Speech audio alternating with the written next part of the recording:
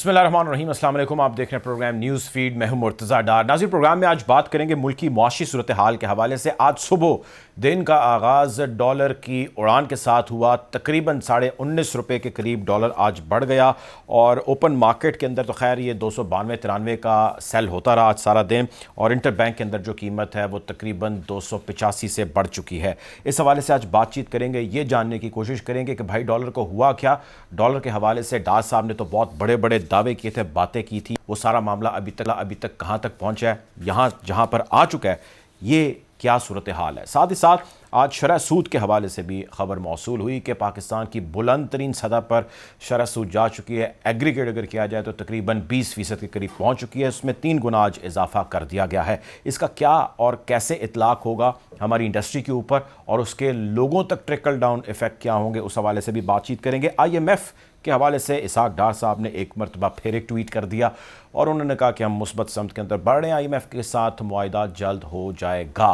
ये गा वाला मामला कई महीनों से जारी है और ये क्यों नहीं हो पा रहा, इस हवाले से भी आज बातचीत करेंगे। गुफ्तगू का बाकायदा आगाज़ करते हैं। प्रोग्राम में मुझे जो डॉक्टर आबिद क़य्यूम सुलहरी साहब, welcome to the show. Doctor साहब बहुत सारे मामलात हैं जिस हवाले से बात करनी है। सबसे पहले डॉलर की उड़ान के हवाले से फरमाइएगा कि ऑल टुगेदर तकरीबन ₹20 के करीब डॉलर जो है वो आज स्पाइक हमें नज़र आया। What is happening sir and why this is happening sir. Also इसमें आप शामिल कर लीजिए जो शरह सूद में इजाफा किया गया आज। देखिए, जो डॉलर को अगर हम देखते हैं तो कल से एक रूमर गर्दिश कर रही थी, और मैं रूमर इसलिए कह रहा हूँ कि इस बात में कोई सच्चाई नहीं कि जी IMF ने ये शर्त लगाई है कि जो अफगान बॉर्डर पे जो रेट है डॉलर का, वही रेट जो है वो ओपन मार्केट वाला इंटर बैंक में लगाया जाए। और वो तकरीबन ₹20 का फर्क था उस रेट का और ओपन मार्केट के रेट का। और एक पैनिक का सिलसिला फैला कि जी रुपया जो है उसकी गिरती चली जाएगी, और इसकी वजह से हमने देखा कि वो रुपये पे एक प्रेशर आया। लेकिन इसमें जो दूसरी बुनियादी वजह थी वो एक पॉलिटिकल अनसर्टेनिटी भी थी, क्योंकि IMF की तकरीबन जो पाकिस्तान ने जो भी कमिटमेंट की है वो सारी मान लेने के बावजूद, और जिसमें कि इंटरेस्ट रेट भी शामिल है, हम देख रहे हैं कि अभी तक वो स्टाफ लेवल एग्रीमेंट होता हुआ नजर नहीं आ रहा। सर क्यों नजर नहीं आ रहा? देखें मेरी बात सुने सर, लोग ये जानना चाहते हैं कि इतनी चीजें कर दी गई, सब कुछ कर दिया गया, जो आपके सामने, why it is not happening? क्योंकि हमारी कमिटमेंट थी कि हमारे पास स्टेट बैंक में जो 31 मार्च जो कि इस महीने के एंड तक हमारे पास, अगर मैं उसको नेट इंटरनेशनल रिजर्व, लेकिन अगर मैं ले पर्सन लैंग्वेज में कहूँ तो हमारे पास तकरीबन इस वक्त $12 अरब जो हैं वो होने चाहिए 31 मार्च तक, जिसमें कि अभी सिर्फ $4.25 हैं। इसका मतलब है कि बाकी के जो डॉलर हैं वो हमें चाइना और सऊदी अरेबिया और UAE, कतर वगैरह से जो रोल ओवर मिलने हैं या हमसे फाइनेंशियल इंश्योरेंस लेनी है वो हमें चाहिए। अब ये जो दोस्त ममालिक से आपको रोल ओवर या इंश्योरेंस मिलनी होती है, ये मिलती है आपकी सियासी इस्तेहकाम की बुनियाद पे। दोस्त ममालिक हुकूमत पाकिस्तान को देते, अब्लाइज करते हैं, वो मुझे या आपको या किसी भी शख्सियत को अब्लाइज नहीं करते। और यहाँ पे ये चीज़ जो है अनसर्टन हो जाए कि 2 महीने बाद 4 महीने बाद किसकी हुकूमत होगी, यानी क्या ये सूबाई असेंबलियों के इलेक्शन के साथ ही मरकजी इलेक्शन भी आ जाएंगे, क्या मरकजी इलेक्शन नहीं होंगे बल्कि यहाँ पे कोई टेक्नोक्रेटिक सेटअप आ जाएगा, क्या कोई और इशू बन जाएगा। तो ये जो पॉलिटिकल टर्मोइल कल शुरू हुआ, उसकी वजह से दोस्त ममालिक जो है वेट एंड सी की पॉलिसी पे वो अमल पैरा हैं। और ये चीज़ जो है बड़ी क्लियर होती चली गई मूडीज की कल की रेटिंग के बाद भी, कि शायद अभी IMF का जो है काफ़ी दूर है जो प्रोग्राम, उससे भी पैनिक फैला। तो अब ये सारा जो पैनिक जितने अभी तक आ चुके हैं, यानी अगर मैं अपनी असेसमेंट देखता हूँ कि आपके पास वो तमाम कमिटमेंट जो थी वो तकरीबन पूरी हो गई। गैस की कीमत, बिजली की कीमत, पेट्रोल की कीमत, ये जो आपने मॉनेटरी पॉलिसी जो है इसको भी बढ़ा दिया, GST जो है ये भी बढ़ा दिया। तो अब ये रोल ओवर वाली बात जो है वो रह गई है। इतना कुछ करने के बाद शायद स्टाफ लेवल एग्रीमेंट अब हो जाए और फिर IMF बोर्ड के पास अब जाया जाए, जहाँ पे जाके पाकिस्तान ये बता सके कि जी हमने इतने डॉलर का बंदोबस्त कर लिया, ये रह गए हैं, उसके लिए हमें वेवर दे दें। ठीक है। आपकी आज जो एक पॉजिटिव खबर थी वो चीनी वजारत खारजा की थी, जिसमें उन्होंने पाकिस्तान का नाम लेकर और बाकी भी बहुत से जो मकरूज ममालिक हैं उन्होंने कहा कि हम इनको रहमो करम पे नहीं छोड़ेंगे फाइनेंशियल सिस्टम्स के, और हम इनके जो फाइनेंशियल क्राइसिस है उसके बारे में कुछ डिस्कस करेंगे। जो G20 में मीटिंग चल रही बिल्कुल है ठीक है, उसका हवाला भी दिया गया। तो शायद ये चीजें जो है अब मटेरियलाइज हो किसी जाए और नए किसी समत में बढ़ सके। आप मेरे साथ रहिएगा। डॉक्टर कैस असलम साहब हमें जो एक्सपर्ट हैं, माली मामलात को बहुत बेहतर तरीके से समझते हैं, मुल्क की इक़्तिसादी मामलात पे गहरी नज़र रखे हुए हैं। Welcome to the show doctor साहब ये फरमाइए कि वज़ीर ख़जाना साहब उम्मीद तो खैर फ्रॉम द वेरी स्टार्ट दिला रहे हैं, और एक पूरा उनके गिर्द एक कायम था, एक बबल सा ही कहूँगा कि जी वो आएंगे और सब कुछ ठीक हो जाएगा, डॉलर 200 से नीचे आ जाएगा। डॉलर आज कहाँ पे पहुँच गया वो आप भी जानते हैं, मैं भी जानता हूँ, लोग भी जानते हैं। ये IMF का मुआहदा क्यों नहीं हो रहा सर? सारी चीज़ें तो कर ली हैं जो हमें समझ जाए। देखें, बात ये है मेरा पर्सनल ख्याल ये है कि IMF के नुमाइंदे जो हैं वो डेमोक्रेटिक मुल्कों के नुमाइंदे हैं, और मेरा पर्सनल ख्याल है कि वो एक 5 साला हुकूमत के साथ मुआहदा करेंगे। वो चाहते हैं कि इलेक्ट्रेट जो है, इलेक्शन हो के एक ऐसी गवर्नमेंट आए जो 5 साल के लिए हो और माशी पॉलिसी दे, तो फिर तो एक मुआहदा हो सकता है। बेल आउट तो हमें कर देंगे, ये नहीं है, वो चाइना भी कर देगा, वो IMF भी कर देगा, मगर वो जो मुआहदा है वो मेरा नहीं ख्याल कि इस गवर्नमेंट को मिलेगा। दूसरी बात ये है कि जो शर्तें उन्होंने लगाई हैं वो ट्रांसपेरेंसी की हैं। हमारी ये गवर्नमेंट ट्रांसपेरेंट नहीं है। उन्होंने शर्त लगाई है कि जो आप फ्लड्स के ऊपर पैसे खर्च कर रहे हैं इंटरनेशनल डोनर्स के, उसका हिसाब तो दें। उन्होंने शर्त लगाई है कि एक वो होना चाहिए अकाउंट, उसकी कोई तो आपने कोई ऐसी बात नहीं की। उन्होंने शर्त लगाई है कि जो पाकिस्तानी हैं ब्यूरोक्रेट्स, वो अपने असासे तो डिक्लेयर करें, आप नहीं कर रहे। सो जो मुश्किलात हैं आपको ट्रांसफॉर्म करने की अपनी इकोनॉमी को एक वाइबल इकोनॉमी की तरफ, वो हैं जो शर्तें हैं जिसकी वजह से ये मुआहदा अभी तक नहीं हो रहा। दूसरे लफ्ज़ों में बेसिकली जो मैं समझ पाया, आप ये कह रहे हैं कि यूं ही चलता रहा निज़ाम तो कोई मुआहदा नहीं होना और हालात मज़ीद ख़राब होंगे। जी, मेरा पर्सनल व्यू तो यही है। यानी कि ये तो बड़ी बुरी खबर है। खैर आप मेरे साथ रहिए सर, मैंने और भी बातें आपसे पूछनी है। डॉक्टर आबिद साहब, सर ये फरमाएं कि अब ज़ाहिर है जब इन्फ्लेशन बढ़ रही है, वो भी आप जानते हैं कि 50 साला रिकॉर्ड टूटा, उसकी कल खबर हमने देखी, सारे टेलीविजन चैनल्स ने उसको रिपोर्ट किया, मूडीज़ का हमारे सामने है, IMF का मुआहदा नहीं हो पा रहा, डॉलर ऊपर जा रहा है, पेट्रोल जा रहा है, इस सब में खाने पीने के लाले लोगों को पड़े हैं। सो जो फूड सिक्योरिटी है वो एक बहुत बड़ा मेजर कंसर्न हमेशा दुनिया का होता है, लेकिन जहाँ पे ऐसे हालात हैं वहाँ तो सबसे ज़्यादा होता है। तो फूड सिक्योरिटी के हवाले से कितना सिक्योर है हमारा फूड और हम क्या कर रहे हैं? देखिए डॉक्टर साहब, जो एक चैलेंज इस वक्त हुकूमत और अवाम दोनों फेस कर रहे हैं वो बाकी सारी चीज़ें तो एक जगह, लेकिन ये फूड वाला जो इशू है ये कॉम्प्लिकेट होता जा रहा है। और इंसिडेंटली इसी महीने में रमज़ान भी शुरू हो जाएगा, जो कि बदकिस्मती से हमारे यहाँ महंगाई की अलामत बन चुका है। इसमें एक जो ग्रोह है वो ज़ख़ीरा अंदोज़ी और प्रॉफिटीरिंग, मुनाफाखोरी शुरू कर देते हैं। हर चीज़ की कीमत को पर लग जाते हैं आम हालात में भी, और ये तो वैसे ही एक इकोनॉमिक मेल्टडाउन का साल जो है वो हमारा चल रहा है। शॉर्ट टर्म में तो जाहिर है कि हुकूमत को सोशल सेफ्टी नेट्स जो हैं वो स्ट्रेंथन करना होंगे, टारगेटेड सब्सिडीज की तरफ जाना होगा, क्योंकि जनरल सब्सिडी तो दी नहीं जा सकती, और स्पेशली गवर्नेंस मेजर्स जो हैं वो स्ट्रेंथन करना होंगे ताकि ये ज़ख़ीरा अंदोज़ी और मुनाफाखोरी ना हो सके। लेकिन in the medium to large run हमें थोड़ा सा आउट ऑफ बॉक्स जाके सोचना होगा। और ये जो हमने एक कंपनसेशन का टाइम है, कंपनसेशन हमने जितना ज़रूरी रकबा था उसको फार्म हाउसेस में और हाउसिंग कॉलोनियों में कन्वर्ट कर दिया। आप GT रोड पे लाहौर से ऑनवर्ड सफ़र करना शुरू कर दें, अब तो गैप नहीं मिलता है इस्लामाबाद आते हुए, एक शहर के साथ ही दूसरा शहर शुरू हो जाता है। तो ये जो थरपारकर का एरिया है, ये पोटोहार का एरिया है, साउथ पंजाब में ये चोलिस्तान और थल का एरिया है, सिंध में आप चले जाएं तो यहाँ पे जो बहुत सा कल्टीवेबल जो बंजर एरिया पड़ा है, हमें इस पे फोकस करना होगा कि इसको हम किस तरीके से ज़ेरे काश ला सकते हैं। इसमें और कुछ नहीं तो आपके एडिबल ऑयल, जो ऑयल सीड है, इसमें जो आपकी जो मस्टर्ड जो है दालें हैं, चना है, और ये दालें भी हम इंपोर्ट कर रहे हैं और ये एडिबल ऑयल भी हम इंपोर्ट कर रहे हैं। पेट्रोलियम के बाद सेकंड लार्जेस्ट इंपोर्ट हमारी इन चीज़ों की है, पल्सेस और एडिबल ऑयल की। तो ये हो सकते हैं, यहाँ पे आप अपने कैटल फार्मिंग जो है वो कर सकते हैं। और हमें कुछ इस तरह का मॉडल अपनाना पड़ेगा जिसमें सूबाई हुकूमतों के साथ ये बाकी स्टेक होल्डर्स जो हैं, इन्वेस्टर, प्राइवेट इन्वेस्टर, जो फार्मर्स की कोऑपरेटिव और जो आर्म्ड फोर्सेस के जो टेक्निकल विंग्स हैं स्पेशली, जो कि डिजिटल एग्रीकल्चर में और प्रिसीजन एग्रीकल्चर में हमारी हेल्प कर सके। और ये आर्म्ड फोर्सेस की बात मैं लेकिन इसलिए कर रहा हूं कि इसमें डॉक्टर साहब, इसमें देखें, ये जो आप फरमा रहे हैं बिल्कुल बजा फरमा रहे हैं, ये प्लानिंग पॉलिसी का हिस्सा होना चाहिए और वो यकीनी तौर पे हुकूमत करेगी जिसके पास मैंडेट है, वो 5 साल का एटलीस्ट।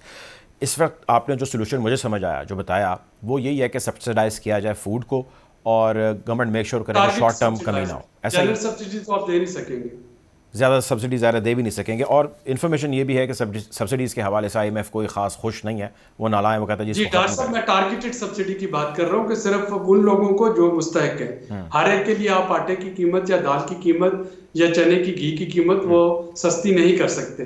सिर्फ उन लोगों को दिया जाए जो कि मुस्तहिक है। IMF उसको अपोज नहीं करेगा, जनरल सब्सिडी को IMF अपोज करेगा। बिल्कुल ठीक है। मेरे साथ रहेगा डॉक्टर कैस असलम साहब।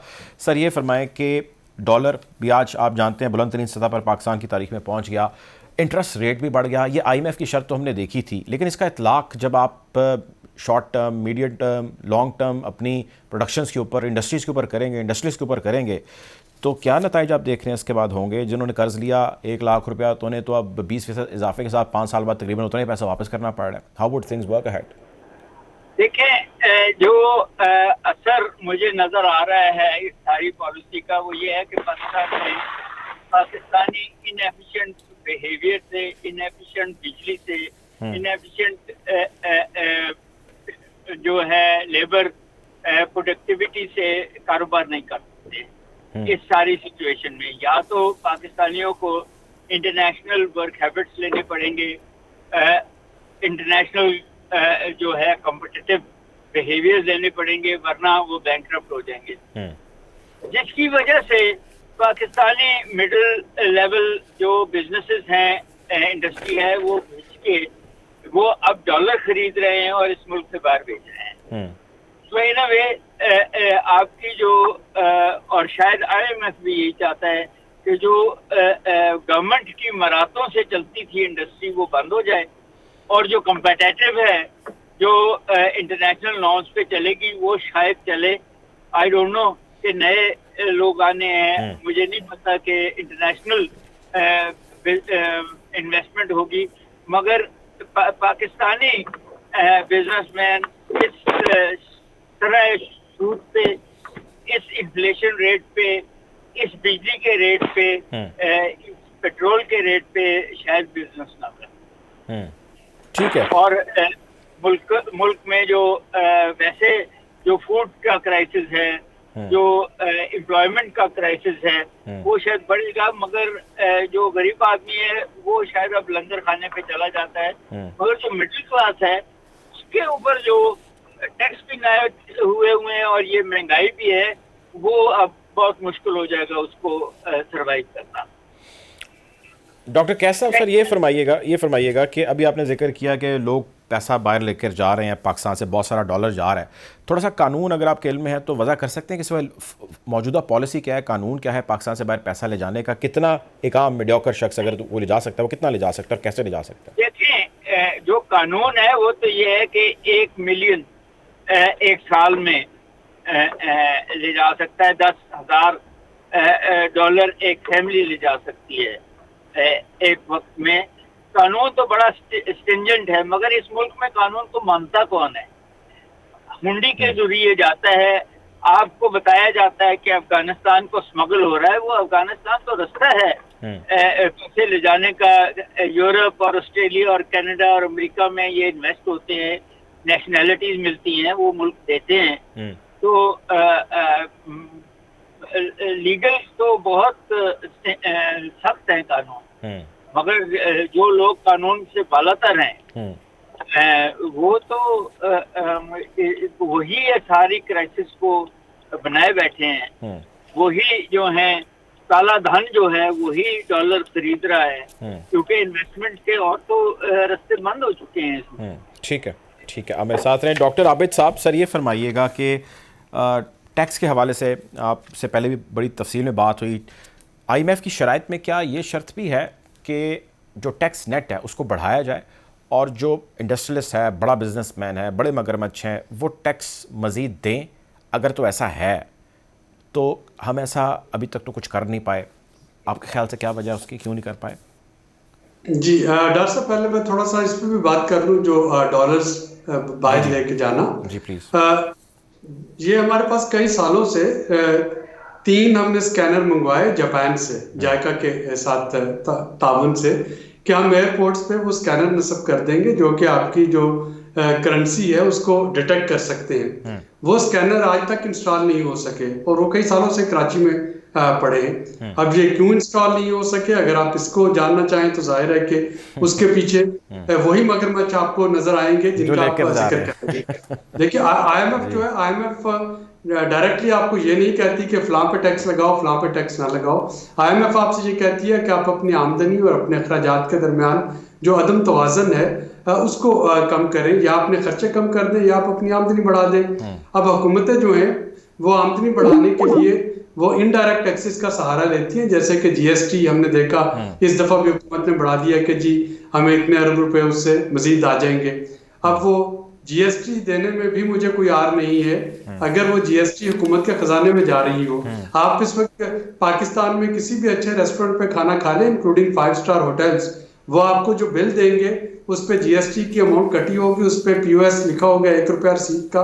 वो आपको FBR की वेरीफाइएबल इनवॉइस नहीं देंगे, क्योंकि वो FBR को पैसे जमा ही नहीं करवा रहे, वो मुझसे और आपसे इकट्ठे कर रहे हैं। ना FBR के पास कैपेसिटी है, ना शायद उसकी विल है कि वो उनसे पैसे ले सके। जो असल चीज करने वाली है, अगेन ये शॉर्ट टर्म में पॉसिबल नहीं थी, इसीलिए इस दफा भी GST पे इंसार किया गया कि आपकी जो एक थ्रेशोल्ड के बाद कोई भी आमदनी है, for example income from agriculture, तो वो कोई भी है उस पर आप टैक्स ले, इनकम फ्रॉम रियल एस्टेट वो कोई भी है उस पर आप टैक्स ले।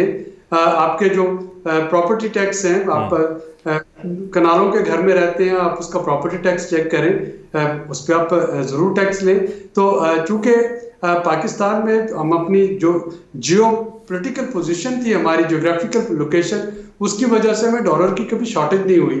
कभी हमें हिसाब से जो डॉलर थे ये वॉर एंड टेररिज्म के वो आ रहे थे, कभी सोवियत यूनियन की जंग की वजह से डॉलर जो थे उनका फ्लो हमारे पास आ रहा था।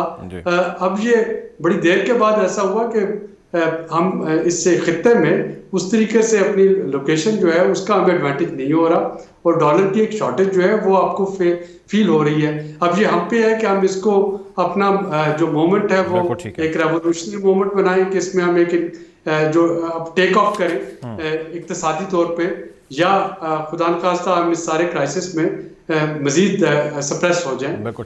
ऐसा मुल्क वक्त जो है ये कई और मुल्कों पे भी आया। इंडिया में 1992 में इसी तरह का एक क्राइसिस आया था, जिसके बाद उनकी इकोनॉमी ने टेक ऑफ किया। जापान ने World War II के बाद वो खंडरास से एक इंडस्ट्रियल नेशन जो है वो दोबारा बन गई।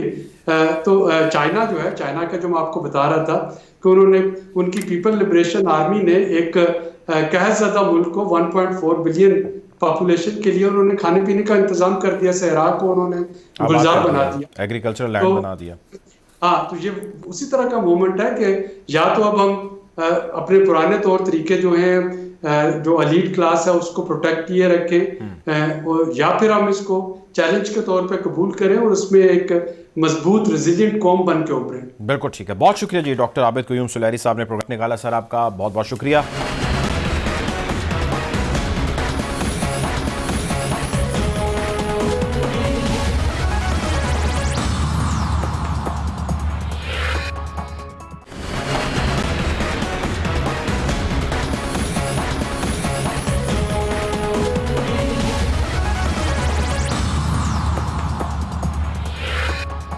डॉक्टर कैस असलम साहब, सर मैं आपकी तरफ आना चाहूँगा। ये फरमाइएगा सर कि ये जो इनडायरेक्ट टैक्सेशन है, इसने तो आवाम की सर कमर तोड़ रखी है। वो आटा, दूध, दही, डबल रोटी, अंडे, कोई भी चीज़ जाके लेके आते हैं, सब्ज़ी तरकारी, तो उस पर डायरेक्टली या इनडायरेक्टली वो या उनका जो सब्ज़ी फ़रोश है या आड़ती है या उसके ऊपर कोई बैठा है या एग्रीकल्चरल है, वो इस सारे प्रोसेस से गुजर रहा है। ये फरमाएँ डॉक्टर कैस साहब कि ये इनडायरेक्ट टैक्सेशन से कब जान छूटेगी लोगों की या नहीं छूटेगी, या ये आने वाले दिनों के अंदर मज़ीद इनडायरेक्ट टैक्सेशन बढ़ जाएगी, नोइंग द फैक्ट कि इस वक्त जो इन्फ्लेशन के हालात हैं पहले ही वो अबतर हैं और 50 साला तारीख जो है, जो मैं कल खबर पढ़ रहा था, वो टूट चुकी है इन्फ्लेशन की पाकिस्तान के अंदर। क्या कहेंगे डॉक्टर कैस साहब? सर बात यह है कि मैं बड़ी दफा ये कह चुका हूँ कि पाकिस्तान एक ऐसा मुल्क है जहाँ हम गरीब को लूटते हैं अमीर के घर चलाने के लिए।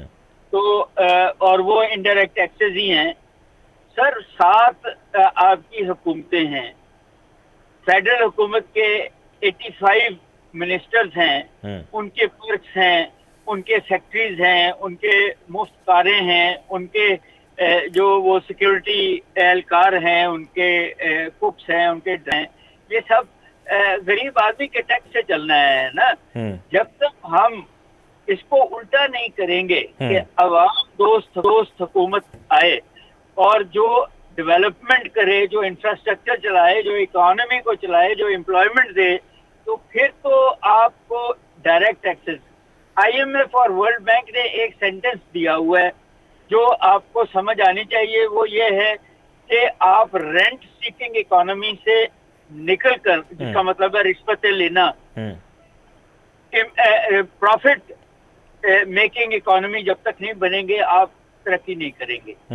आप जब तक रेंट सीकिंग होंगे आपकी इनडायरेक्ट टैक्सेस से रेंट नहीं सुकेगी, आपको प्रॉफिट मेकिंग बनना पड़ेगा, कंपेटिटिव बनना पड़ेगा वर्ल्ड। लेकिन सर मेरी बात सुने डॉक्टर साहब, मेरी बात सुने, देखें ये वो आप बातें कर रहे हैं जो कि होनी चाहिए, इसमें कोई आपने जो पूछा मैंने जवाब दिया। नहीं आप ठीक कह रहे हैं, मैं कह रहा हूँ ये तो होना चाहिए और आप जो फरमा रहे हैं बिल्कुल बजा फरमा रहे हैं, मैं आपकी बात से सहमत हूँ, मैं ये अर्ज कर रहा हूँ। लेकिन मैं एक चीज़ इसमें ऐड करना चाहता हूँ। लोग कहते हैं कि भाई इस वक्त हम सफोकेट हो गए हैं, हमसे तो सांस नहीं लिया जा रहा। अब किस तरह उस सफोकेशन को खत्म किया जा सकता है? मिडिल क्लास जो है वो अब लोअर क्लास में तब्दील हो रही है, मगर आप ये देखें कि एक खास तबका है अपर मिडिल क्लास का, आरती का, मिडिल मैन का, जो पैसे बना रहा है इस डॉलर के क्राइसिस में, जो इस आटे के क्राइसिस में और सच फोर्थ, जो टैक्स नहीं देता, जो बिजली चोरी करता है। आपका जब जो इंस्टीट्यूशन है, आपका जो एहलकार है, गवर्नमेंट ऑफिसर है, जिसको आप ये सारी मराते इसलिए देते हैं कि वो इनसे टैक्स ले और आवाम को सहूलतें दें, जब वो नहीं करेगा तो उसकी जरूरत क्यों है? और यही IMF कह रहा है कि जनाब आप उनको फारग करें जो लोगों को मराते नहीं दे रहे, जो लोगों को सहूलतें नहीं दे रहे, जो लोगों को अपॉर्चुनिटीज नहीं दे रहे। और पहली दफा IMF जो है वो एक प्रोग्रेसिव शर्तें लगा रहा है, वो रिग्रेसिव नहीं है, वो पॉवर्टी एलिविएशन की है। उसकी वजह यह है कि उन मुल्कों जिन्होंने आपको कर्जा देना है उनके पास पैसे नहीं है, ठीक है। तो वो कहते हैं अपनी इकोनॉमी को ठीक करो, अपनी प्रॉफिट मेकिंग करो और फिर अपनी इकोनॉमी से टैक्स इकट्ठा करो, ये इनडायरेक्ट को खत्म करो, बिल्कुल ठीक है, डायरेक्ट टैक्स की तरफ आओ। बिल्कुल ठीक है। आप मेरे साथ रहेगा डॉक्टर सलमान शाह साहब प्रोग्राम में हमें ज्वाइन कर रहे हैं। सलमान शाह साहब सर प्रोग्राम में वक्त देने का बहुत शुक्रिया। साबिक वज़ीर ख़जाना भी रह चुके हैं। बड़े सारे मामलात आपके सामने ख़राब हैं, आवाम परेशान है, हुकूमत कहती है मजबूर है, IMF हमें कोई दाद रसी हमारी कर नहीं रहा। इस सारे के अंदर एक सवाल जिसके ऊपर सारे उंगलियां उठा रहे हैं, सोशल मीडिया पे अखबारात कॉलम्स में बड़ा शोर हो रहा है कि हुकूमत पहले अपना घर तो सीधा करे अखराजात के हवाले से। सरकार अपने अखराजात कम करे तो कितना फ़र्क पड़ेगा, एक सवाल ये। और दूसरा इसी में ऐड कर लीजिए कि अखराजात सरकार कम करती क्यों नहीं है, उसकी क्या वजह है? देखिए पहली बात तो ये है कि बड़ी मुश्किल हालात हैं पाकिस्तान में, इसमें तो किसी को शक नहीं है। इन हालात में पाकिस्तान का जो खर्चा है, हुकूमती खर्चा, उसमें कोई कमी नहीं आई। लोग मर गए हैं, महंगाई में डूब गए, अनएम्प्लॉयमेंट है, फैक्ट्रियां बंद हो गई हैं, लेकिन हुकूमत के अखराजात कम नहीं हुए। अब आप ये देखें कि जो इस साल का बजट बना था जी, जो मिफ्ता इस्माइल साहब ने बजट दिया था, वो पाकिस्तान की तारीख का सबसे बड़ा बजट था एक्सपेंडिचर के पॉइंट ऑफ व्यू से। तकरीबन 18,000 अरब रुपए का वो बजट था प्रोविंसेस और फेडरल गवर्नमेंट को अगर आप मिला लें, और उसमें तकरीबन 2.5 प्रोजेक्ट्स थे, PhD development programme etcetera etcetera, और हर किस्म की जो है ना अखराजात, हुकूमती अखराजात, स्टेट ओन्ड एंटरप्राइजेस के खसारे, ये सारी चीजें जो हैं वो उसमें हैं। लेकिन IMF प्रोग्राम में जब IMF ने कहा कि आप अपने अखराजात जो हैं हुकूमत के वो हुकूमती रेवेन्यू से पूरा करें, तो उसके 2-3 तरीके थे ये काम करने के। एक तरीका जो होना चाहिए था कि आपको हुकूमती अखराजात को कम करना चाहिए था, ताकि आपकी जो एग्जिस्टिंग रेवेन्यू है उसमें वो पूरे हो जाए। लेकिन हमने अखराजात को कम नहीं किया, हमने अपने टैक्सों को बहुत बढ़ा और ज्यादा कर दिया। और सारे अच्छा, ये जो हुकूमती अखराजात हैं डॉक्टर साहब, इसके अंदर जो है वो डिफेंस के अखराजात भी इसी में शामिल है, मिलिट्री के ऊपर होने वाले अखराजात भी हुकूमती में क्या वलीदा है? सब चीजें हैं, लेकिन देखें फौज पे जो अखराजात हैं उनको भी बड़ा इफेक्टिवली हमें देखना चाहिए, लेकिन हमें अपने थ्रेट के मुताबिक उसमें हम कर सकते हैं एफिशिएंसी कि हमारे मुल्क के ऊपर किस किस्म का थ्रेट है। दहशतगर्दी का भी थ्रेट है, बॉर्डर्स, हमारा कोई बॉर्डर इस वक्त सेफ नहीं है, तो इस वक्त हम मिलिट्री एक्सपेंडिचर्स की बात ना करें।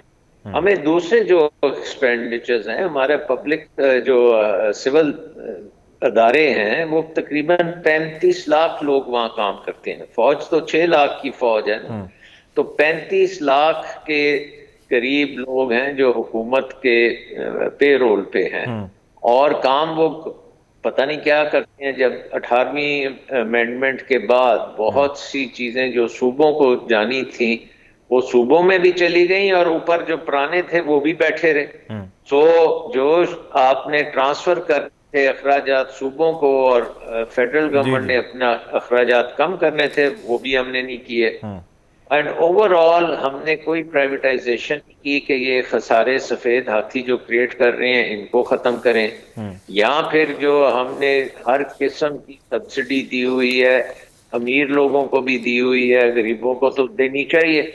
तो IMF ने भी इस वक्त यही कहा है कि जी आप अपने गरीबों को बचाएं और अमीरों पे टैक्स लगाएं। तो आई थिंक उस को हमें आगे लेके चलना चाहिए, अखराजात को कम करना चाहिए। इकोनॉमी के इंसेंटिव्स जो है हमें वो अब एक है एक्सपोर्ट लेड इकोनॉमी हमें बनानी पड़ेगी, और दूसरा हमें एनर्जी इंडिपेंडेंस लेनी पड़ेगी, क्योंकि हमारा बिजली का निज़ाम जो है वो अब इम्पोर्टेड हो गया है।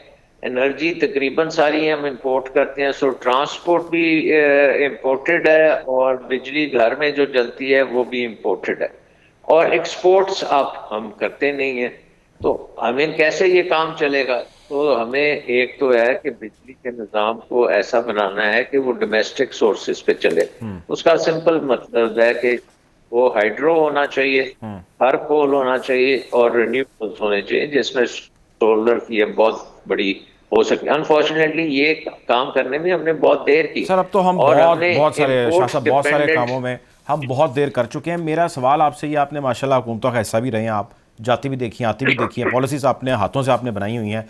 ये बताएं शाह साहब, ये कंट्रोल में आ क्यों नहीं रही चीज़ें? ये तो बिल्कुल तितर बितर होती जा रही चीज़ें। हम हर अगले टॉक शो के अंदर ज़्यादातर हालात का जिक्र कर रहे होते हैं। Why they are not getting in control? जी, बिकॉज हम सियासत खेल रहे हैं, हम इकोनॉमी के साथ सियासत कर रहे हैं। देखें, अच्छा है या बुरा है, हमें सबको पता है कि IMF प्रोग्राम आप करेंगे और वो उसके बाद आपकी थोड़ी बहुत स्टेबिलिटी आएगी, जिसमें आप इकोनॉमिक रिफॉर्म्स करने का आपको टाइम मिलेगा। आपके दोस्त ममालिक सब कहते हैं कि जब IMF प्रोग्राम आप कर लेंगे तो हम आपकी मदद करेंगे। हमें सब पता है कि world bank, Asian development bank, जितने ये मल्टीलैटरल बैंक्स हैं, ये उसी वक्त मदद कर सकते हैं जब IMF की उनको अप्रूवल हो। सो आई मीन ये IMF प्रोग्राम ना करना ये प्योरली सियासी डिसीजन है, ये सियासत की जा रही है। ये देख लें, एक किस्म का हाथी तो निकल गया है, दुम रह गई है, तो दुम पे फंसे हुए हैं। वो इसलिए फंसे हुए हैं कि इनको नजर आ रहा है कि अब आगे चल के इलेक्शंस होने हैं, तो हम अपने सर पे क्यों लेते हैं IMF प्रोग्राम। लेकिन ये अगर ये थिंकिंग, आई होप कि ये थिंकिंग नहीं है, लेकिन अगर ये थिंकिंग है तो ये बहुत खतरनाक थिंकिंग। बिल्कुल ठीक है, ये थिंकिंग नहीं होनी चाहिए। सियासत जो है वो की जा रही है और रियासत का नारा लगाया जा रहा है। रियासत का नारा लगाया जा रहा है, रियासत को हम बचा रहे हैं लेकिन कर रहे हैं और मईशत जो है वो सारी तबाह हो रही है। बहुत शुक्रिया डॉक्टर सलमान शाह साहब ने प्रोग्राम के लिए वक्त निकाला। सर आपका हमें ज्वाइन कर रहे हैं नादिर गबोल साहब, पीपल्स पार्टी के सीनियर रहनुमा है। Welcome to the show Gabol साहब। गबोल साहब एक्सपर्ट, ये मेरा नहीं, एक्सपर्ट ओपिनियन है। अब सलमान शाह साहब का सियासत से कोई ताल्लुक नहीं है, अवाम तो कह रही है, वो हम मानते हैं गलत कह रही है और बहुत सारी कह रही है कि आपने, यानी आपसे मुराद सियासतदानों ने, यानी आपके इत्तेहाद ने, आपकी हुकूमत ने सियासत की है, मईशत नहीं बचाई, रियासत नहीं बचाई और अब भी सियासत कर रहे हैं। और मईशत जिसके लिए आपको लाया गया था, जिसके आपने वादे किए थे, उस पर आपने एक भी काम नहीं किया। आज डॉलर, पेट्रोल, बिजली, आटा, घी, सब की कीमतें देखिए और जवाब दीजिए, ये क्या किया सर आपने? देखिए मुर्तज़ा साहब, आपके साथ मैं पार्शली अग्री करूंगा। बिल्कुल महंगाई हुई है जब से पीडीएम की हुकूमत आई है, मगर मैं इस बात से अग्री नहीं करूंगा कि हम सियासत कर रहे हैं। सियासत सिर्फ इमरान खान कर रहा है, कभी जेल भरो तहरीक, फिर जाके बेल ले लेता है। खैर इन चीजों पे मैं नहीं पढ़ूंगा, आवाम खुद बाशऊर हो गई, उनको खुद पता चल गया कि सियासत इस वक्त सिर्फ इमरान खान और पीटीआई कर रही है। और इस वक्त जो हुकूमत है जिसमें पीडीएम और पीपल्स पार्टी, जो कि पीडीएम का हिस्सा नहीं है मगर हुकूमत का हिस्सा जरूर है, कोalition पार्टनर है, हमारी तमाम पूरी फोकस सिर्फ और सिर्फ आवाम को रिलीफ देने पे है। बहुत मुश्किल है पूरी कोशिश। भाई रिलीफ कहाँ मिल रहा है? देखिए आपने कहा कोई काम नहीं हुआ है, कोई पेशरफ नहीं हुई है। सबसे बड़ी बात जो मैं आपको बताऊंगा वो ये है, जिससे आप अग्री भी करेंगे, कि फैट ऑफ ग्रे लिस्ट पे निकलना एक बहुत बड़ा एक पेशरफ था। तो पिछली हुकूमत ने परफॉर्म किया ना, हमाद साहब का बड़ा रोल था। फैटफ की गई तमाम तर जो कोशिशें, काविशें थी, वो तब सबमिट करा दी, फाइलें जमा करा दी। हुकूमत पिछला जो हुकूमत है इमरान खान का, उसकी सिर्फ एक ही रोल था। वो रोल ये था कि पाकिस्तान में जो इकोनॉमिक्स इंस्टेबिलिटी फैलाई है वो इमरान खान ने फैलाई थी। फैला दी सर,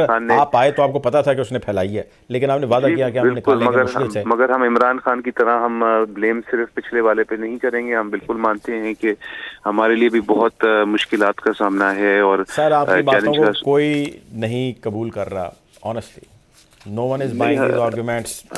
महंगाई बढ़ रही है, 285 का डॉलर हो गया सर, 285 का आपने कहा था 200 से नीचे होगा, 285 का डॉलर है। शरह सूद पाकिस्तान की बुलंद तरीन सतह पे आ गई है सर। पेट्रोल की कीमत देखिए, आप किस तरह कह रहे हैं कि रिलीफ मिल रहा है लोगों को?